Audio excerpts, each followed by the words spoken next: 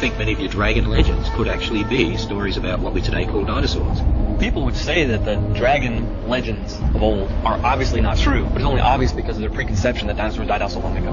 But when you have this universal theme right across the globe, many different continents, many different cultures, and over a vast span of human history, then there's probably going to have to be some universal core truth there.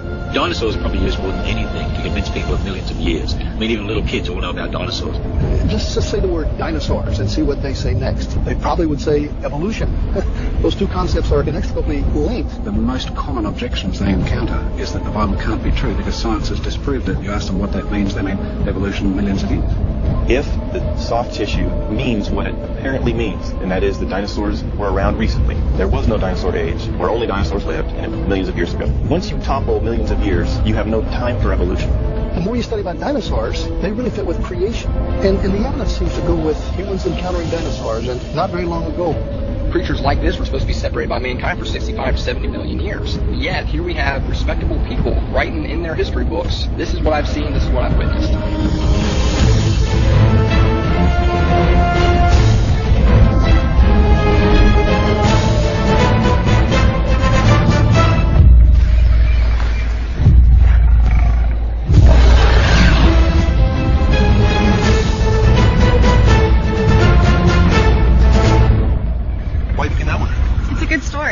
You know someone's going to say something. Like what? Got something against Danny? Oh, don't play dumb. You know what I mean.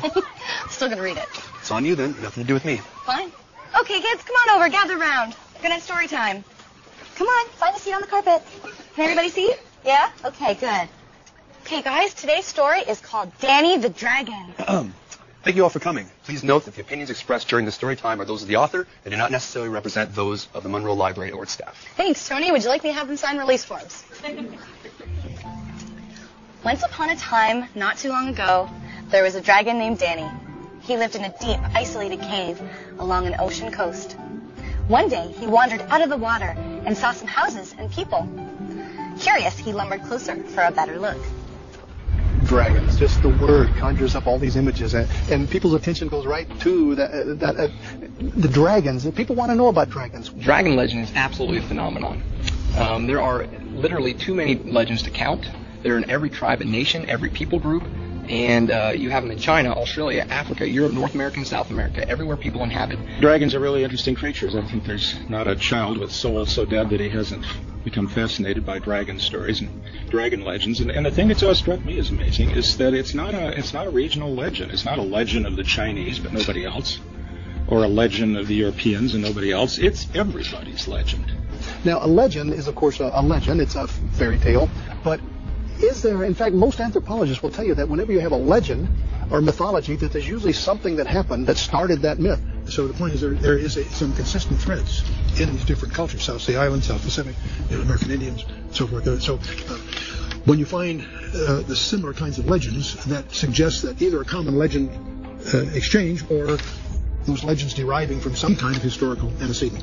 If we were to believe that they're mythological, that really presents a logical problem for us because there is a consistency that happens throughout all the dragon legends. Of course, dragon legends can become sensational. You know, a lot of your pagan religions attach some sort of meaning to these things. Like a lot of times in Chinese mythology, a dragon would, be responsible for the tides or it would control the water or something like that. But if you scrape away all the sensationalism, you actually have a very real creature at the bottom of it, and that is consistent throughout really the entire world. You just have a large-scaled reptile that has many of them fly, some of them don't, but the ones that do fly have wings like a bat, and they're carnivorous, and they're basically going to gnaw your face off.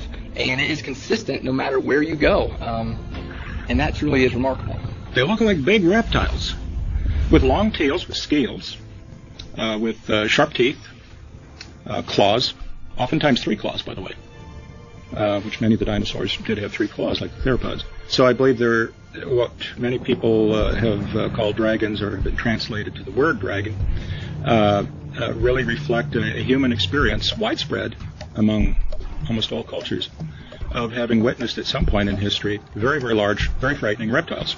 the dragon legends, the stories of these dragons, they always talk about these huge reptilian beasts with fierce teeth and prickly spines, and they just sound so much like dinosaurs. It's like knowing about Julius Caesar or Alexander the Great. We have to rely on historical records of these things because you can't scientifically prove that Julius Caesar existed, or it's a matter of history. I think dragons, a lot of that would be widespread historical writings of such creatures, including, for instance, the Chinese calendar, where you have 12 animals. One of them is a dragon. I was born in the year of a dragon, but all the animals are treated as equally real. So it does seem like the Chinese people did see a creature we would now call a dragon, which they call the Long.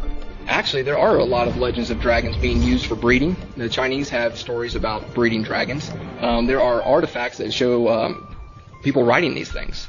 It's quite remarkable that, to many people, that Australian Aboriginal people actually have accounts of their ancestors having encountered creatures that today, by any reckoning, you'd describe as being dinosaurs on the basis of scientists' reconstructions from fossils. On a personal level, I recall meeting a university researcher in the Northern Territory in Darwin after giving a presentation there a couple of years ago, and she said that she'd been working with the local Larrakia Aboriginal people, and they had a word for a fierce creature that lived in the local swamps there that used to terrorise the first Aboriginal people who'd come to that area via canoes from another country far away.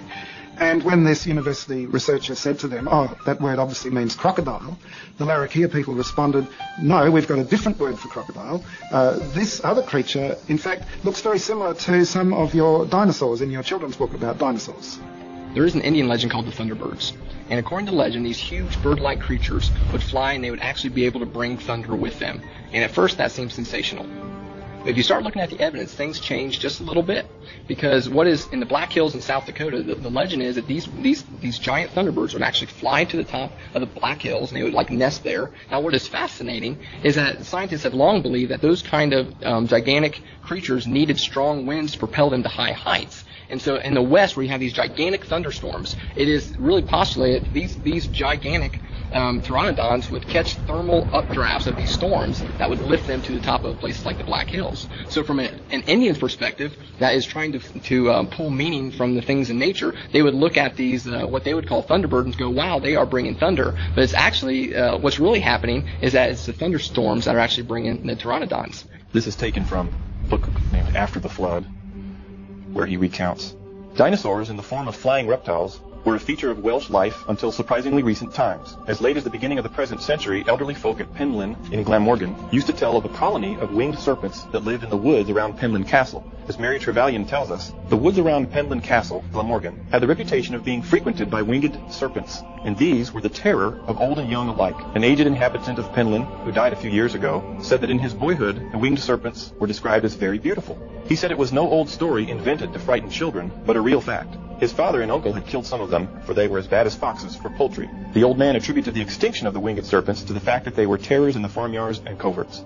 This is a pteranodon, an example of one. And by the way, not all of them were huge, with big long wings. And in Beowulf, it describes two different kinds. One which had massive, huge wings, which we know existed from fossils, 30 foot and more wingspan. But there's another kind of winged serpent that was smaller, but it was just as much a pest. Not just to Beowulf, but in England and to the North American Indians and Central American Indians, etc. Interestingly, there's a Scandinavian king called Beowulf. And there's a very famous poem about his exploits. And if you read about his description of this big beast that he killed because it was terrorizing the villagers, it's a very accurate description of a Tyrannosaurus rex. Most people say Beowulf is entirely mythical because there's all these monsters in it. But if you read Beowulf, the poem, it doesn't say fairies and magic elves. It's talking about the Grendel. It's talking about a bipedal monster with giant mouth and big teeth that ate people, just like we might imagine a theropod dinosaur might do. In the Agat National Park in Nebraska, there are these structures in the side of the rocks called Devil's Corkscrews.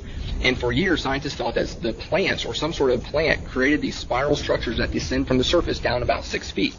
But it was not until they started excavating them that they found these little fossils of beavers at the bottom of them, and they found out that these beavers made these wild corkscrew lodges in the rock.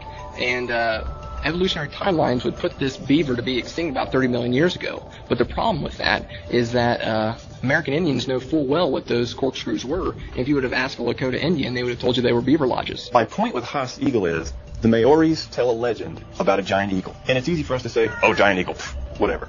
But it's been verified, and it's published. It's the real deal. It was a giant eagle. So if they were right about the giant eagle, then perhaps peoples have been telling the truth in their legends of other creatures too. Most people today accept that dinosaurs have become extinct, and even creationists who look at the accounts of apparent recent human dinosaurial contact would say, look, it does seem that dinosaurs are extinct. However, there are some tantalizing accounts of sightings in very recent decades from various places around the world. In the Congo, for example, the local people there talk of a creature they call Mokele Mbembe. And when Westerners have gone in with drawings of African creatures and dinosaur handbooks, and they've pointed to pictures of, say, the hippopotamus or the rhino, the people have said, no, that's not Mokele Mbembe. And when shown a picture of a sauropod dinosaur in a dinosaur handbook, they've pointed to something like a small sauropod dinosaur. Another example comes to mind, the Lake Murray region of Papua New Guinea.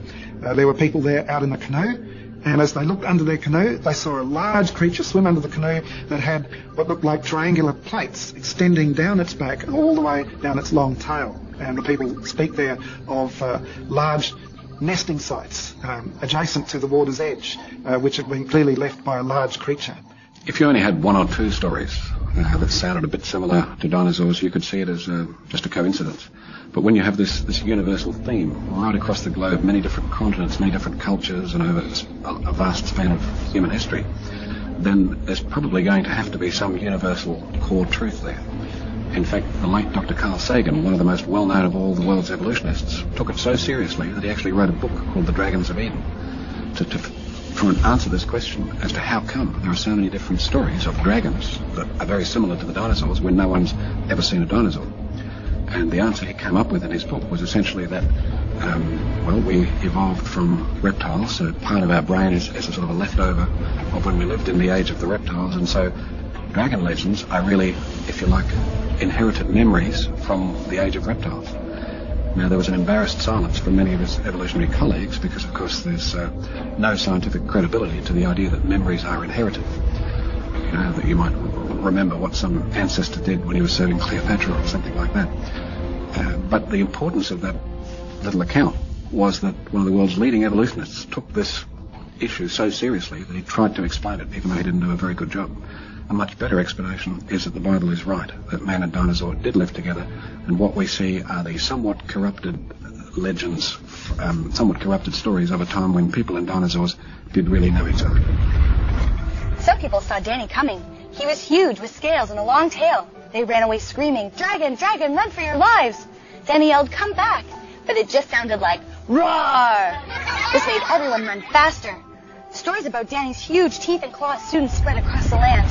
If these really are stories based on memory, that means that at one point in time, man did see dinosaurs. In National Bridges National Monument, Utah, there's actually some carvings, petroglyphs, done by the Indians that even an evolutionist in an evolutionary textbook says looks like a sauropod dinosaur. And we've actually had a team go out there, they've seen it, photographed it, did a wax cloth impression of it, and it just looks like a sauropod dinosaur.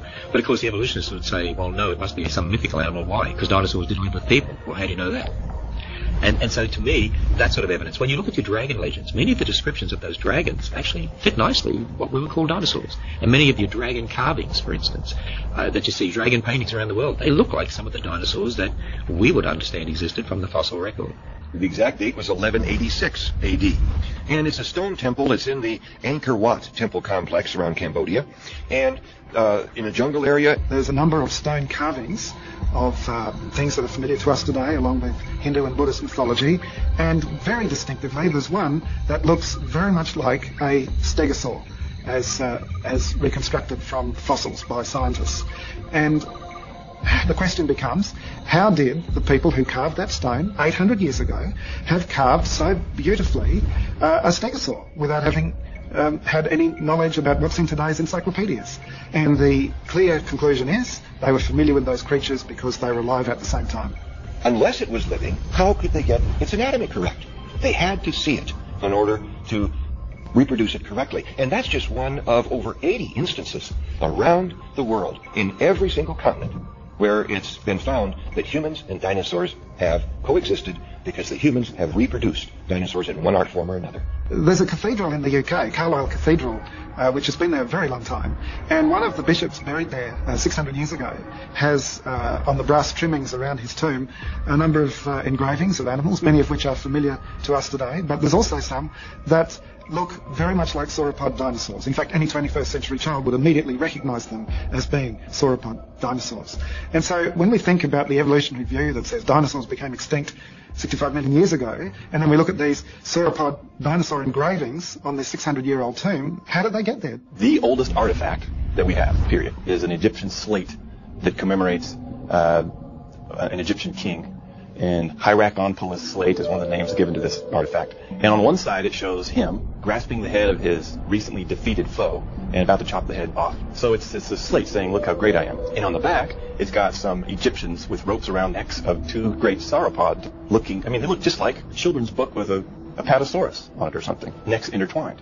And we have this motif repeated on two totally different places, separated by hundreds of years. Obviously, if there are engravings of sauropod dinosaurs which are hundreds of years old, prior to any scientists' reconstructions of fossils, the only way that we could say that they could have done it so intelligently was if they had viewed the creatures for themselves, or at least had access to sketches or drawings or descriptions made by eyewitnesses of those creatures at around that time. As some people look at the fossil record, as some people look at evidence that humans and dinosaurs lived at the same time, they see pictures, they see drawings, they see carvings, they see work in metal and weaving of individuals that have actually reproduced dinosaurs. And the American Indian is one of those groups that has done that, especially in paintings and drawings. Adrienne Mayer, first of all, if we talk about what she's done on this, I think we ought to give her credit for doing a tremendous amount of research. And when I say data, I mean legend after legend after legend after legend of descriptions of the same kinds of creatures that were giant, terrible lizards. There were thunderbirds. There were water monsters given the same description from tribe after tribe after tribe across North America, but even in South America and Central America. We've got this robust, legendary lore, complete with descriptions of habitat, descriptions of habit, anatomical attributes. Where did all this come from? And some people say, well, we don't want to have the Indian living at the dinosaur, so the Indian went ahead and found bones, and then went ahead and assembled those bones into the proper shape, and then put the musculature, the skin on the bones, and then based upon what they came up with, they then did a drawing showing what this dinosaur or reptile would look like in life. Now, with all due respect to the skills of the American Indian, and there are a great many of them, I honestly don't know if paleontology hundreds of years ago was one of them. Well, the very fact that we have these artifacts begs the question, how did they know to draw these? In other words, if they're mythological, how is it that they all drew the same exact myth, and yet they're separated through distant time as well as distant geography? And the question, it's a tough one to answer because it depends on your worldview. And if you back up and think, if I just go based on the data, then it seems to suggest on its surface that these people, real live people at some point, encountered creatures that looked like this. I've been informed that in a cave in France there's a mammoth seemingly engaged with or in combat with a dinosaur. Now, if that's so, that's very significant because even though mammoths are extinct, everybody accepts that mammoths and humans live together because you sometimes find spear points of human spears in mammoth fossils or mammoth skeletal remains in caves.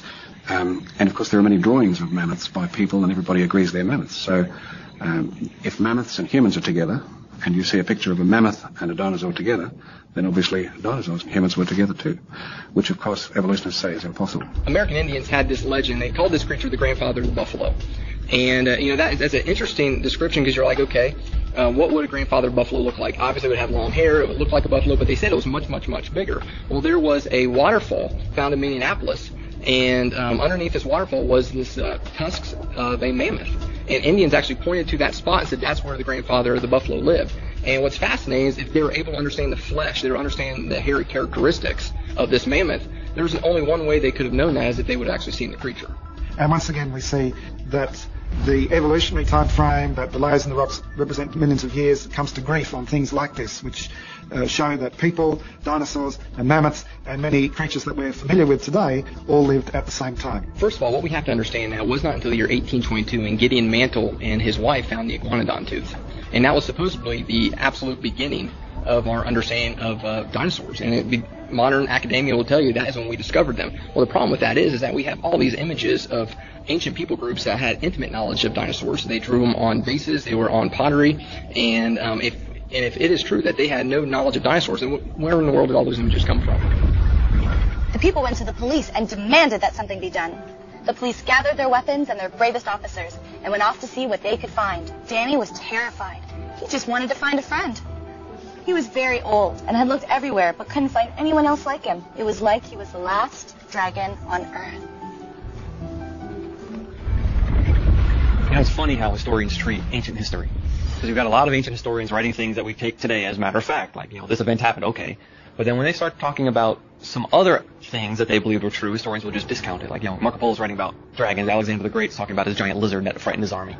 And there's all sorts of other accounts in history, as matter-of-fact accounts of great lizard-like beasts, and yet they're routinely discredited as not being true. It is a misnomer that some of these dragon legends, or all the dragon legends, are just a product of opium-inspired pagan religions. I mean, that is not the case at all. What you have is you have actual historians. You have Herodotus, you have Flavius Josephus, you have Marco Polo that talk about dragons. Herodotus actually heard an account of flying reptiles, and he went and checked it out himself. And so, he showed the mettle of a true historian. 400 years later or so, you have Flavius Josephus, an incredible Jewish historian, also talking about seemingly the same creature. You have this flying reptile. You have Marco Polo that, after his journey to China, is describing a huge dragon. He calls it a dragon with this tail that is really dragging through the sand, leaving these marks. And we come to the point where we have to ask ourselves, are all these people just making this up? They're describing creatures that were not supposed to be alive then. According to evolutionary theory, that creatures like this were supposed to be separated by mankind for 65 to 70 million years. Yet, here we have respectable people writing in their history books, this is what I've seen, this is what I've witnessed. And they sound just like dinosaurs. Well, I think we should take the testimony of these very reliable historians. For the most part, I think that they were very candid in what they were writing about when it came to historical narrative. And if they were talking about these large, formidable creatures, I don't see why there's any reason to question that. If man and dinosaurs never lived together but were separated by millions of years, then we have to say all those ancients were mistaken. And I don't believe that we should accuse them of that, because they were intelligent people like you and I. They built cities before the flood. We're told that they had musical instruments. They had tools of iron and brass. Now you think about that. Before the flood, they had metal tools. That implies they had to find the metals, they had to mine them, and they had to smelt them, exactly like we do today. So let us not dare accuse ancient people of being unintelligent and untechnological. The Bible does use the term dragons over and over again. It talks about ocean dragons, it talks about flying dragons, it talks about land dragons. And, that seems to fit with these great reptilian beasts that include the dinosaurs.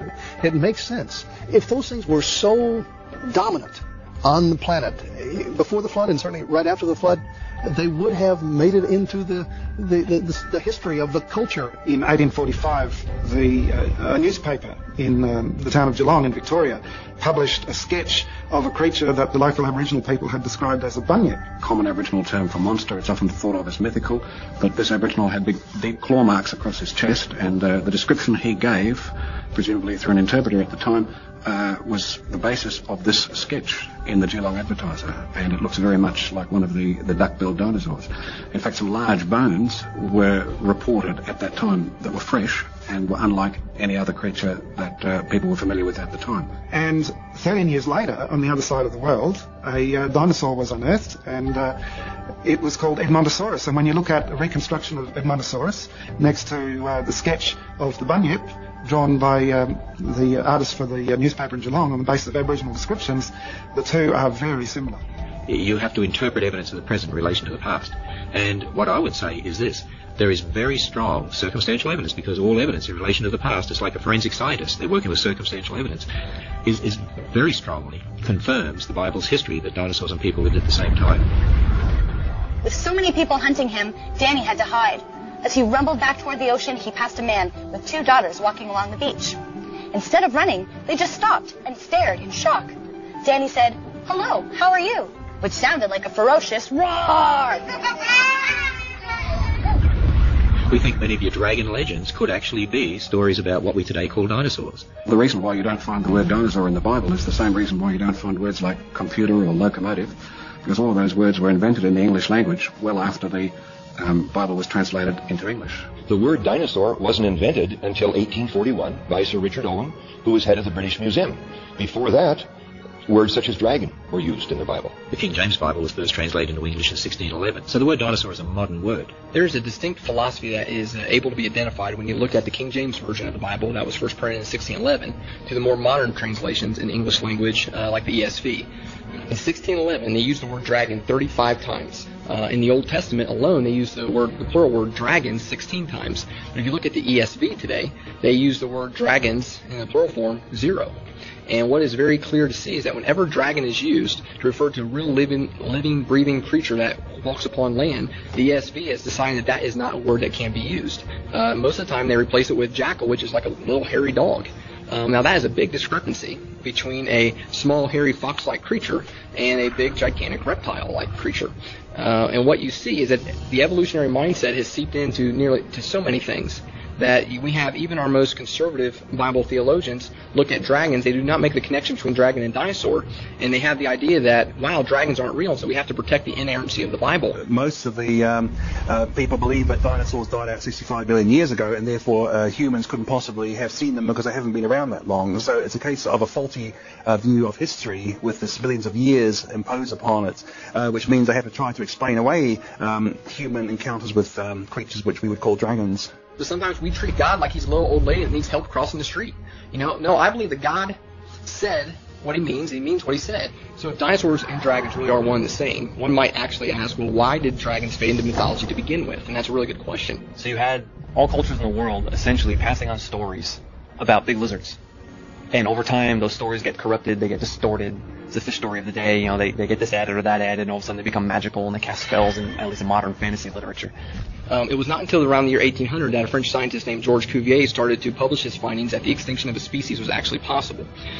Before that time, no one thought that species could go extinct. They actually thought that God had a kind of a supernatural preservation on all the species of the world. The reason they thought that was an errant view of the Bible. They go back to Genesis and said, that God created all the creatures and that it was good. So they thought that at that point that there was kind of a supernatural preservation on that. That then got reinforced again when the flood came. And the story of Noah's flood is that God was going to cleanse the planet and was going to basically start over and with Noah and his family. Well, he had Noah bring all the animal kinds 2 by 2 to the ark. And again, there was a sense of preservation. We didn't invent the word dinosaur until the 1800s. And so anything before the 1800s could not have used the word dinosaur. And so no Bible translations would use the word dinosaur prior to the 1800s. And since then, no Bible translation would dare to use the word dinosaur because of pressure from the evolutionists. So people before 1800, as they're hearing the stories of dragons, they're looking around and saying, I don't see that creature alive today. And if it is not alive today, then it was never alive. And that is how and why dragons fade into mythology. There are a lot of things that over the years have been found that were thought to have been extinct. Some mammals, some fishes, some plants.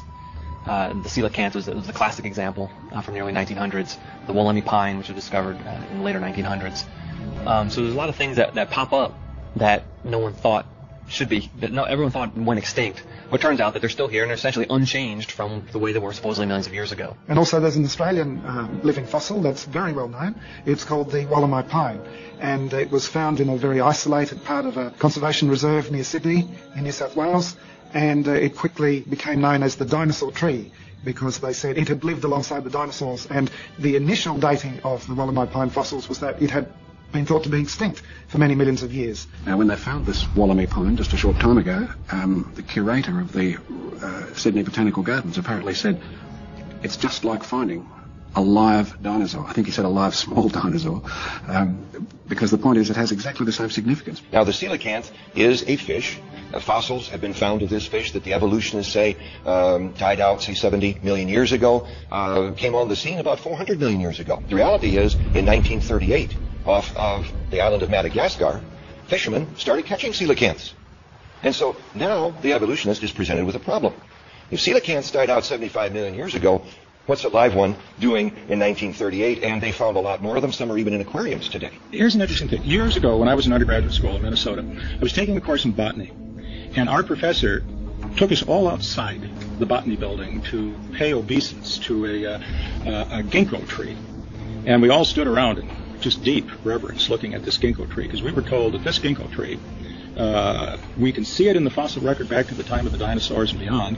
And here it is, growing, alive and well, just outside of our botany building. And isn't that amazing? And boy, we were impressed. But now that I look back on that, why didn't our prof just show us the far more abundant oak trees and elm trees?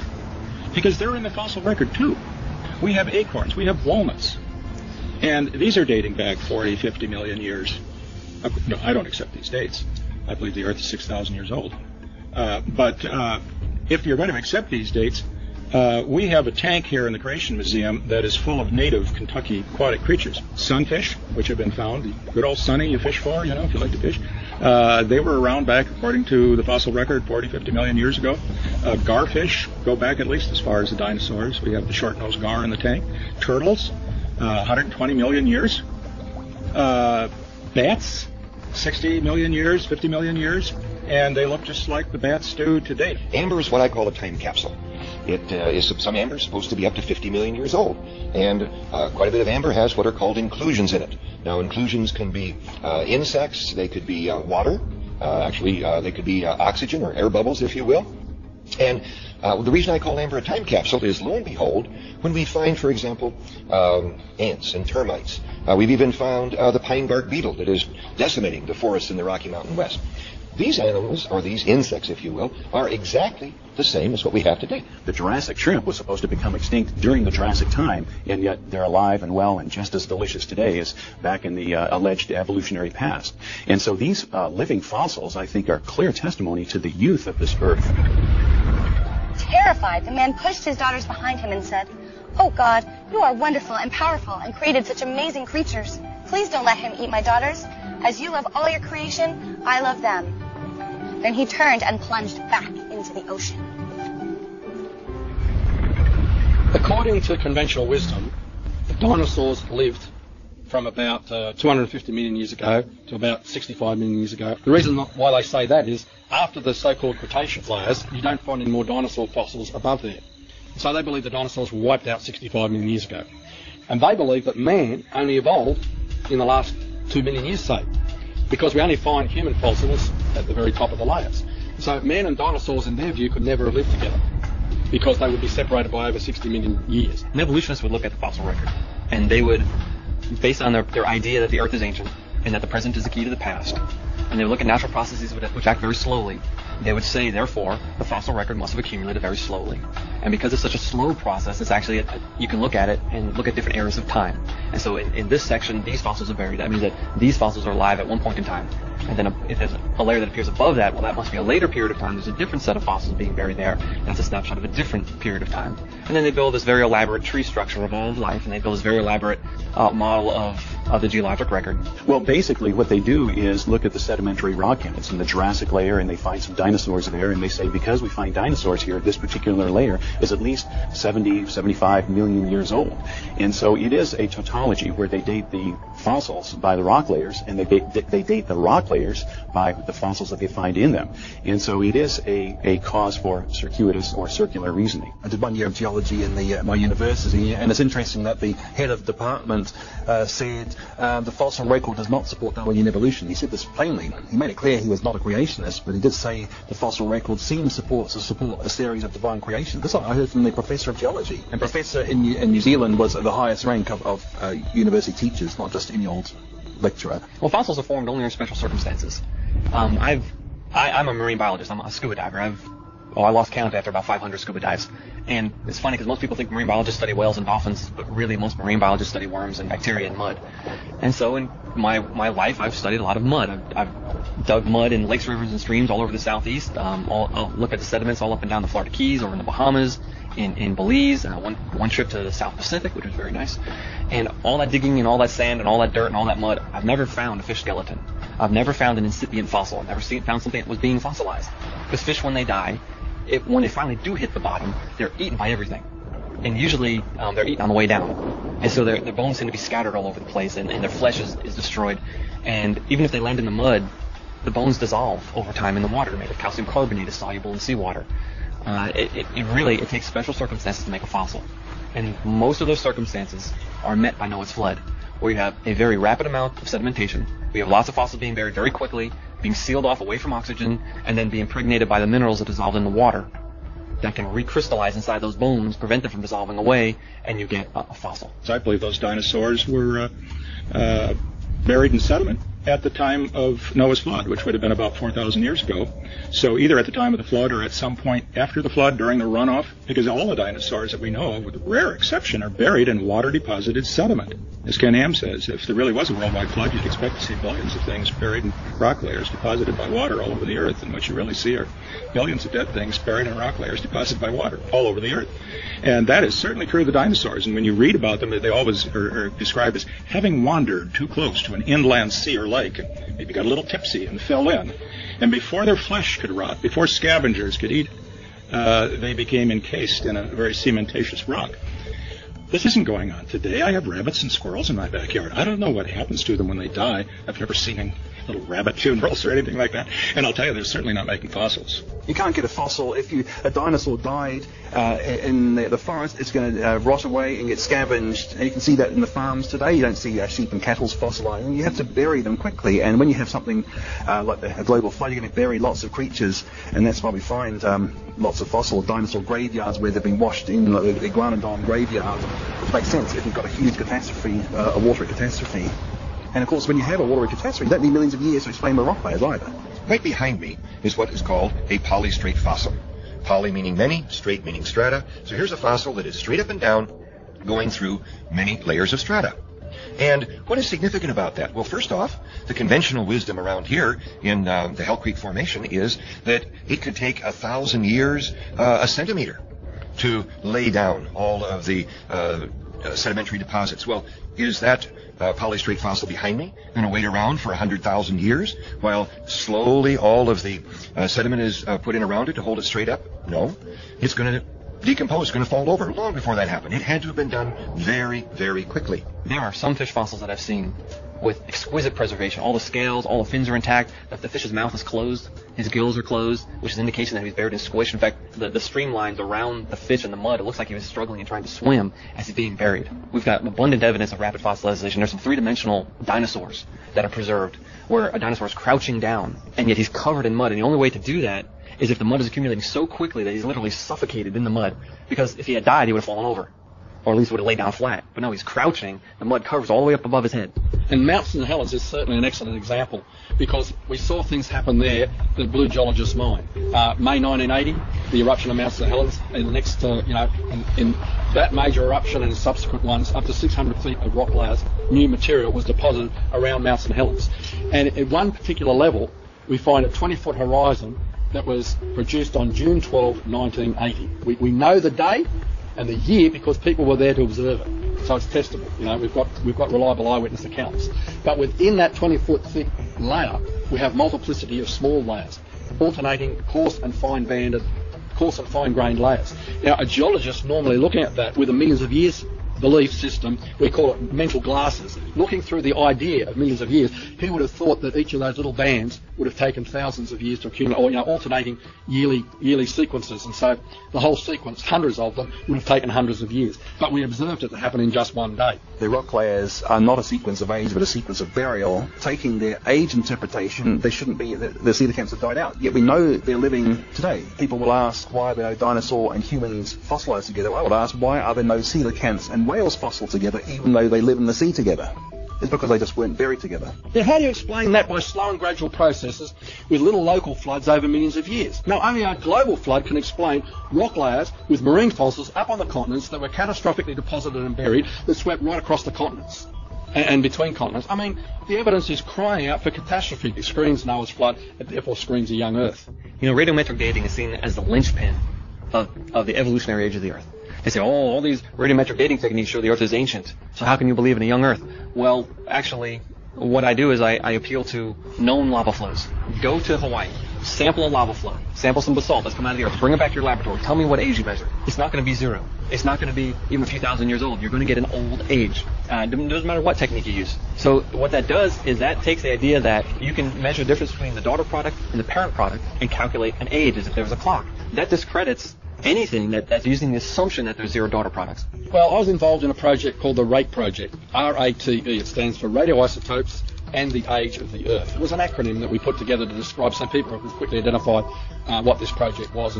And it was conducted between 1997 and 2005. And we got some exciting evidences that confirmed that the conclusion we came to was that the nuclear decay rates, radioactive decay rates, had been grossly accelerated at some time or times in the past. At some event, the decay rates had been accelerated, that it had been speeded up to such an enormous extent that you could essentially have hundreds of millions of years worth of nuclear decay measured by the rates at which they occur today, all of that happening within a few thousand years. So one of the best examples we came up with, well, there are several good ones. There were tiny crystals found in a granite in New Mexico from a drill hole. And essentially, when uranium decays to lead, the parent decays to the daughter lead, the byproduct is helium. And helium gas is chemically stable. It doesn't react with other elements. It's what we call an inert element or inert gas. And because it's only got small atoms, it could leak very easily out of those crystals. But we found that the uranium lead date for these crystals, with the millions of years scenario, using the radioisotope dating, was 1.5 billion years. But most of the helium that would have been produced by that amount of nuclear decay was still in the crystals. So we made predictions. Then we sent the crystals to a well-recognised laboratory who was well known for doing that work to actually measure the rate of leakage. And where did it fit? Exactly on the 6,000 year prediction. In other words, while the uranium to lead clock had ticked at the rate of 1.5 billion years, that's 1,500 million years, while uranium had been ticking through that rate, helium had been leaking at a different rate. That means because we know of the law of leakage of these atoms, a well-known physical law that we can reproduce in the laboratory, that was a far more credible age determination method. There's some basalt flows that erupted on the rim of the Grand Canyon, flowed down into the canyon all the way to the base of the canyon. That means that the lava flow is younger than the canyon, younger than the uppermost sediments, and yet that lava flow dates to millions of years older than the canyon itself. It really raises the question, how do we know that these techniques are valid? We've got other lines of evidence. There was about 3 or 4 lines of evidence that we found that all pointed in the same direction, that the assumption of nuclear decay rates always being constant at the rates we measure today isn't true, that they were accelerated in the past. That means the clocks can't be trusted. We have done carbon-14 dating on coal and diamonds, which are hugely old. Diamonds are supposed to be over 1 billion years old, and yet we find carbon-14 in them. Now, hang on, carbon-14 would have long just decayed if they're that old. One of the discoveries that has really rocked the evolutionary world was made by Dr. Mary Schweitzer and Dr. Jack Horner from analyzing the interior, the bone marrow, if you will, of the thigh bone or the femur of a T-Rex that was excavated back in 2003. Their report was published in the March-April 2005 edition of Science Magazine, a very prestigious, peer-reviewed science magazine. And they reported, and to my left are pictures, just a few pictures, there's many more that were actually in the magazine. They reported soft, stretchable, elastic, snap-back like rubber band tissue in that thigh bone. In addition, they reported finding red blood vessels that still had blood cells in them that were identifiable, and all of that would be impossible if this dinosaur died out 65 to 68 million years ago. Clearly, science has shown this dinosaur died out very recently, and I would say perhaps as a result of the flood of Noah's day, just a matter of, say, 4,000 years ago. Doctors Mary Schweitzer and Jack Horner are paleontologists. They study fossils. Specifically, they're interested in dinosaurs. In fact, I think you could call Jack Horner Mr. Dinosaur. I mean, he's probably associated with the study of dinosaurs as much or more than anyone else that comes to mind. Mary Schweitzer said on one such test, she said she couldn't believe it until she'd done it 17 times. This is pretty thorough. So most people are understandably shocked, and that includes certainly evolutionists, that you should find what appears to be fresh marrow. Still soft, still with blood vessels, still with red blood cells. More recently, they've gone beyond that. Schweitzer, working with other investigators, have looked at the biochemistry of the marrow, and they have indeed found protein fragments. Now, not the whole protein, but protein fragments. Proteins usually don't remain completely undisturbed for a few thousand years. And of course, we have no idea for 70 million Well, of course, the evolutionary naturalists who embrace the long ages of evolution, who maintain adamantly that man and dinosaur are separate by 65 million years, are very, very uncomfortable with these continuing discoveries of Mary Schweitzer. Tom Kay of Seattle, who was also a critic of the first study of Mary Schweitzer, said, and I quote, "This will either be nothing or the biggest revolution in paleontology ever." You know, I would have to agree with the latter portion of his quote. This is one of the greatest paleontological discoveries ever. Danny returned to his cave, deep in thought. What had made that man on the beach so brave? The man had spoken about someone who had created him. The man had spoken about a creator that loved all his creatures. Was Danny one of those creatures? Most of your dinosaur books, if you go to Barnes & Noble or wherever, they're all millions of years. Kids have been to see those movies that talk about dinosaurs. They might be fictional movies, like Jurassic Park and so on, but at the same time, they still teach millions of years. Ever since Darwin and Lyell, that this idea of many, many millions of years is a philosophical necessity, but is certainly not found in science. The main movers and shakers at the time were really striving to discredit the Bible. I mean, Lyell himself said that his stated goal was to free the world from Moses. If that's his stated goal, to free the world from Moses, he is actively trying to undermine the biblical account of creation. So that's why we have to talk about the age of the Earth issue if we want to talk about dinosaurs and humans, because these are two radically different views. And if the Earth is young, then dinosaurs and man did live together.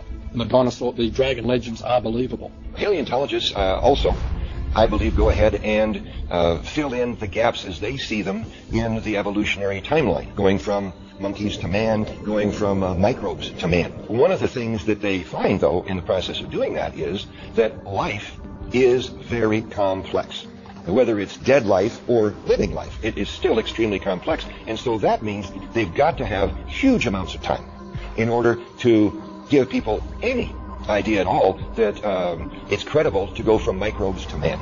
And that's really, time is the magic bullet for the evolutionist. It's a lot of time, which makes the impossible possible. Old Earth, old universe even, but certainly old Earth, 4.5 billion years, is important to the evolutionist because they need a great deal of time for things to evolve by the evolutionary process, which would involve random changes due to mutations and natural selection. I would suggest it requires infinitely more time than the pittance of 4.5 billion years. I encourage them to think along the lines of Google years. That would be to the Google power. I mean, you need years that make billions look like nothing if you're going to try to attribute to chance even a single biologically useful protein. Well, they say that over billions of years anything is possible, but would you ever expect someone to win the lottery every single day for 10 years straight? That's essentially the odds that they're claiming anything is possible. If that happened, a court of law would call that guy guilty, send him to jail for the rest of his life because he's cheating. Even if they don't know how he's cheating, they would have to conclude that you are cheating because this is impossible. So their idea that anything is possible is really ridiculous on the face of it. Would require more time and material than is in the known universe to have ever evolved by chance. Once you can buy all that and accept it, once you can accept photosynthesis having formed by chance, I don't see a hill of beans difference between believing it happened by chance in 6,000 years versus 6 billion years. I mean, one's just as improbable as the other. We've reached a point where the p-values are so low that what's the difference? But evolutionists know that their arguments would be even less tenable to laymen if the times were shortened too much for them. Say humans are very complicated, and a sponge or a jellyfish would be very non-complicated. But it's really funny because a jellyfish, or at least the sea anemone, has got about the same number of protein coding genes as people. So in all these billions of years of supposed evolution, we actually haven't increased the number of genes hardly at all. And a lot of the genes that they have that we thought at first was something specific to vertebrates or specific to higher life forms, they have them also. So the evolutionists are scratching their head. The simplest cell is utterly complex. The simplest life out there is so mind-bogglingly complex that to me, it's impossible to conceive that it just spontaneously evolved from random chemicals. There is an unbridgeable gap between the simplest cell and random chemistry. It's sort of like saying, we can find, if you go out in nature, you can find a rock sitting on top of another rock. Just from natural processes, maybe fell off the cliff and landed on top of another rock. And because you can find rocks sitting on top of rocks, that explains the Great Pyramids. Well, of course, that's ridiculous. We have decay. We have the second law of thermodynamics. I look in the mirror every day, and it's hitting me with a vengeance. We've been told that if our theories ever run counter to the second law, we can be pretty sure they're not right. The second law basically tells us that in at least a closed system, everything goes downhill.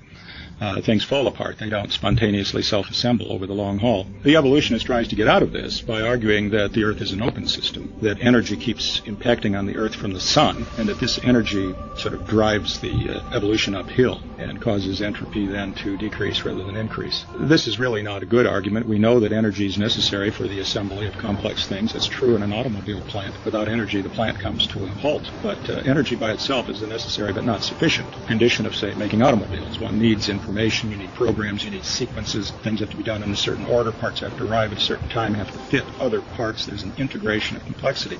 Energy alone is not sufficient to explain it. The Achilles heel in evolutionary theory is a lack of transitional species.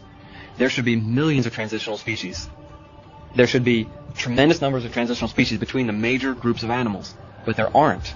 In fact, you've got the Cambrian explosion where all the major phyla of life, the biggest differences that exist, they just poof, appear out of nowhere with no transitional species. You've got, Darwin saying that he's leaving up to future generations of geologists to discover all the innumerable transitional species that must exist. But since the 1960s, the fossil record's changed by about 4%. So what they have is a handful of disputable transitional species. Those transitional species they use today were not the ones they used in the 1970s. It's not the ones they used at the 1925 Scopes trial. It's not the ones that Charles Darwin had in his day. Each transitional species seems to have a shelf life of maybe 10 years, and then it's kind of quietly shuffled off to the side, and they think of something else, and something else is brought up in the transitional species. I mean, you had the famous Evolution of the Horse series. Everyone remembers that, a little horse and the big horse. That's not found in the textbooks anymore, and if it is, it shouldn't be, because that's been routinely and soundly discredited. And a lot of the other things that people would remember as the best evidence for evolution really turned out to be no evidence at all. Charles Darwin did the same thing when he thought of his idea of evolution. He saw that the facts of the fossil record did not line up with his theory, and so he made a very unscientific decision. He decided to hold on to his theory and ignore the facts. The same thing happened in the 21st century. Mary Schweitzer said in Discover magazine, April of 2006, quote, "I had one reviewer tell me he didn't care what the data said. He knew that what I was finding wasn't possible. I wrote back and said, well, what data would convince you? And he said, none." End quote.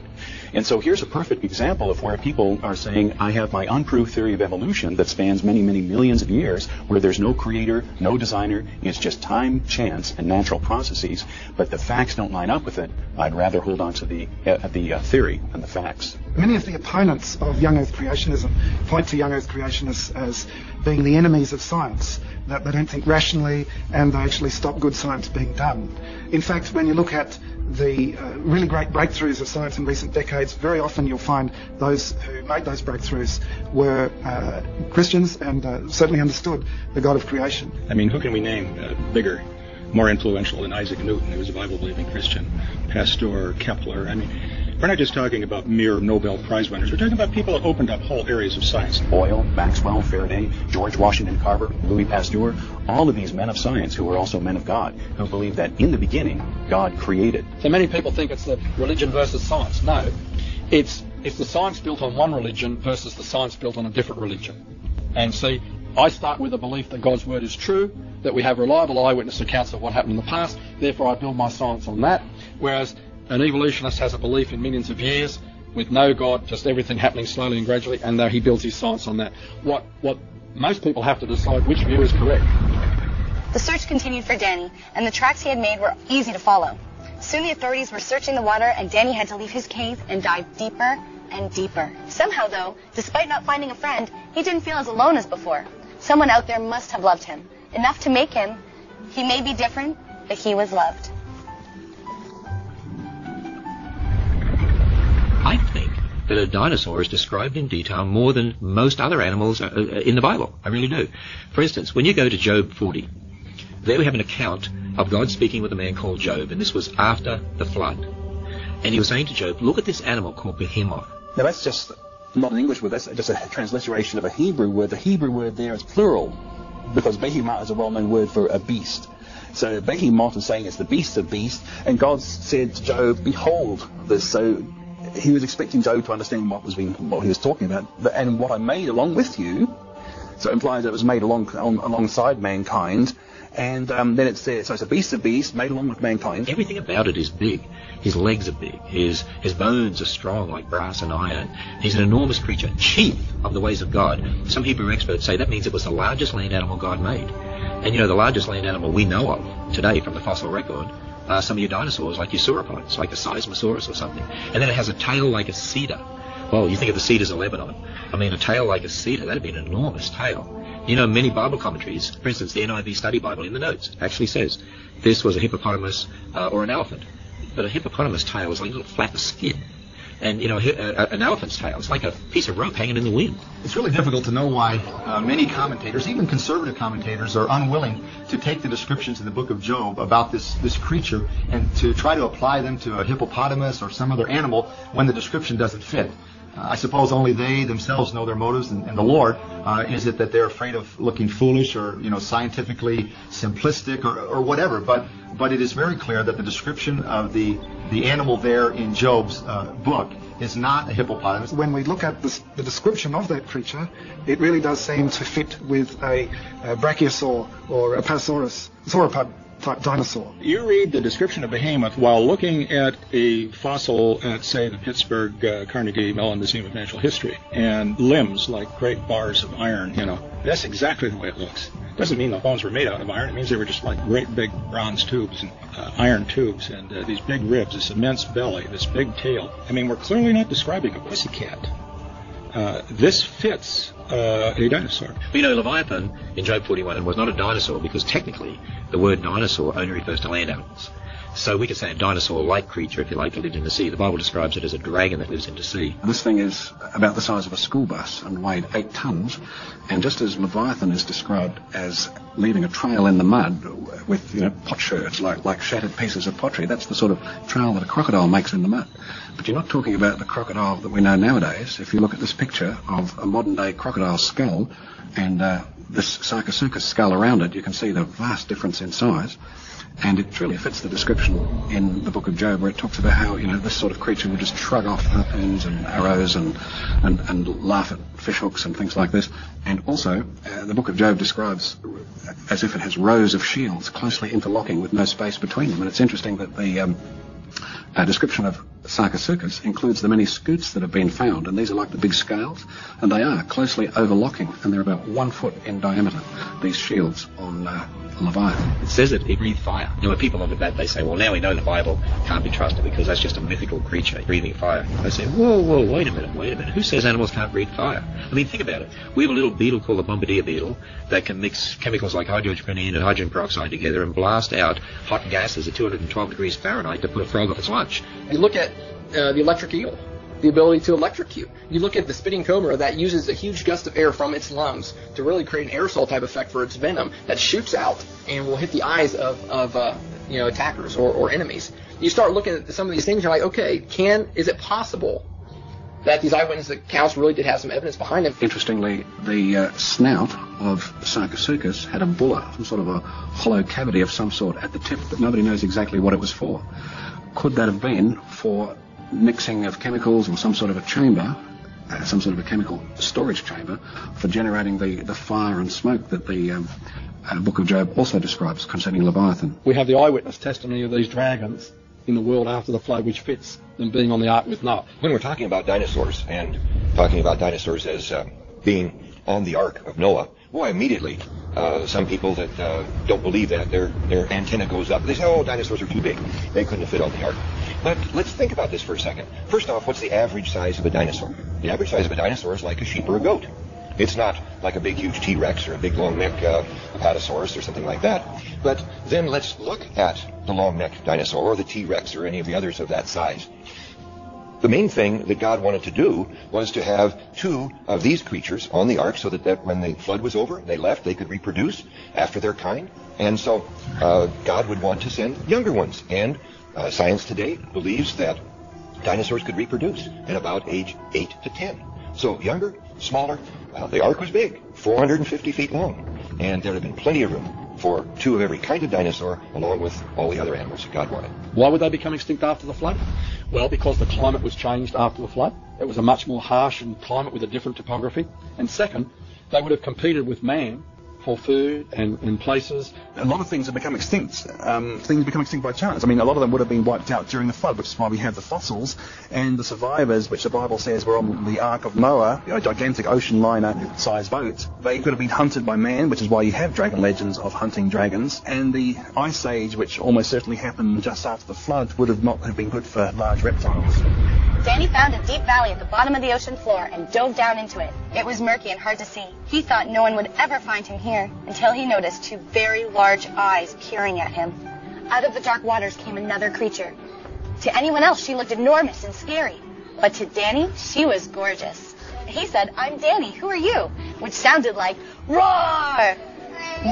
But instead of swimming away, she roared back, "I'm Lucy. I thought I was all alone." Danny smiled. Not anymore. Never again. And deep in the cold and dark at the bottom of the ocean, the two dragons swam off to live happily ever after. The end. If it could be shown that dinosaurs were 4,000 years old, it would not be the end of evolution. Nothing will be the end of evolution except the return of Jesus Christ. Man simply cannot tolerate a creator because natural man, apart from having come to know Jesus Christ as Savior, we can't tolerate a creator because it involves accountability. And so we have to explain how we could come into existence spontaneously without a creator, without a designer, without a builder, how nature left to itself, matter, energy, time, and space. That must suffice. In fact, that's the whole philosophy of science nowadays. Scientists are no more objective than anyone else, and there's a worldview thing. Because if the flood account is true, it means that God has judged sin, which means we're accountable to him, and that is unwelcome for a lot of people. It's not surprising to me at all that we are finding evidence of man and dinosaurs together, because if you take the creation account literally, then it says on the sixth day would have been the day that God created all of these animals. And man also. Therefore, they were concurrent. The dinosaurs didn't precede man by 1 million or 65 million years. They were on this earth together. Once you look at the soft tissue, combined with the evidence for man and dinosaurs or dragons having interacted, boy, it all fits together. The evidence itself really fits together. The dogma of millions of years isn't borne out by the evidence. Rather, the evidence is forcibly smashed into that dogma. Evolutionary theory is driven by the paradigm and not by the evidence. A lot of people, when they think of creationists who have science degrees, they wonder how can they believe in creation. What they don't realise is that creation is a logical way of looking at the world we have today in light of historical canon of the Bible. It all makes sense. Makes a lot more sense than from evolutionary perspective. The reason why we have the Appalachian Mountains and the Himalayas is because of the flood and all the upheavals that occurred in the flood. Why do we have billions of dead things buried in rock layers laid down by water over the earth? Because the Bible says all the high hills under the whole of heaven were covered with water, and all the animals were swept away, and the water would pick up sand and mud that would bury billions of dead things buried in rock layers laid down by water all over the earth. And so I hold to the view that the Bible tells us what happened in the past. We can test that, and we find the evidence supports that. I had actually, really felt that I was really something special, because I could tell God how he did it. I'd put God in a box and I'd say, "Yeah, God, you started out, but this is exactly how you did it. You used evolution." Now, when that was pointed out to me, it hit me right between the eyes. Boy, how arrogant. And then he started pointing out the evidence, much of the evidence we've been talking about today. And this evidence is just stacking up, proving that the Bible is true.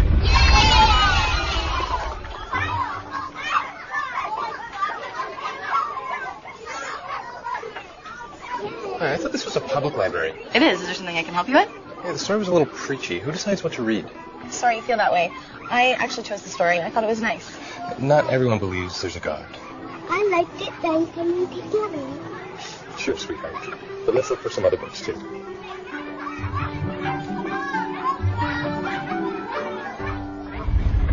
What's the point? I mean, why do you care how old this rock is, how old this fossil, how that animal got to be the way it is?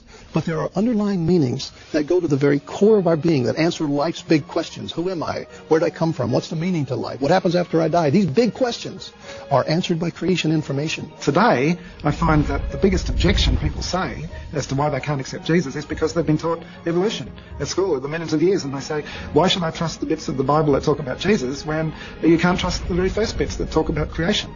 Well, I was an atheist all the way through university because I believed that everything made itself, because I believed in the millions of years and so on, and it was obvious that the history and the Bible, that the gospel depended upon that.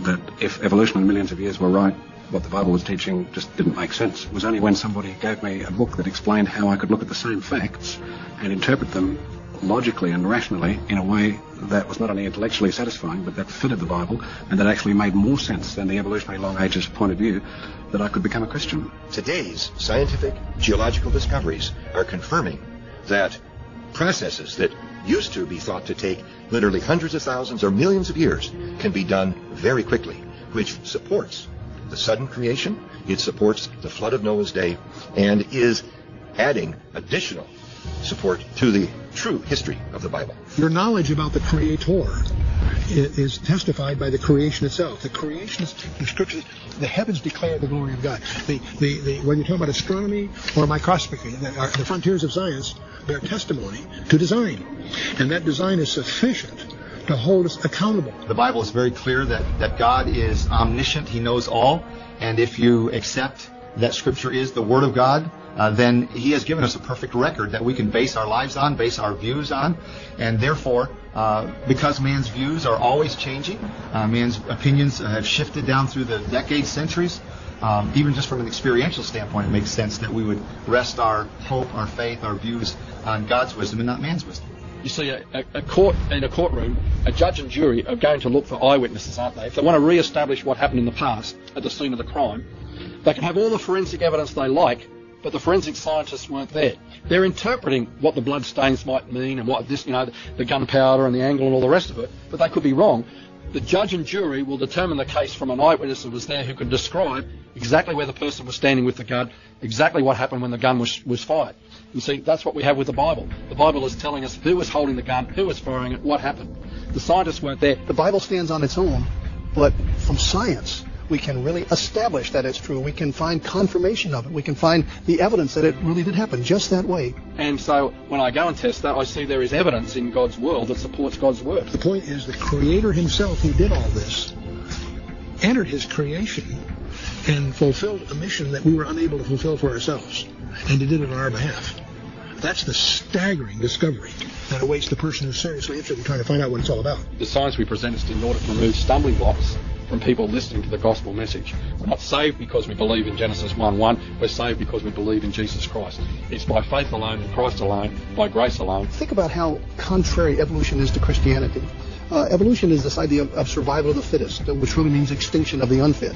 The vast majority of everything goes extinct. And yet, how does Christianity approach things? The very kernel nut of Christianity is that not the survival of the fittest, but that the most fit of all, Jesus Christ, died for the unfit, so that the unfit could survive. That's me and you. Jesus entered the human race. Even though He was Creator, He entered creation, and He came as a man, lived a perfect life, died a substitutionary death on the cross for our sins, so that we could be redeemed. And a person who acknowledges his or her sin and is willing to humble themselves before God, repent of their sin, and receive Jesus Christ by faith is what the Bible refers to as being born again. That person is given new life, whereas they were dead in their sin. Now they have new life that comes from a genuine relationship with Jesus Christ.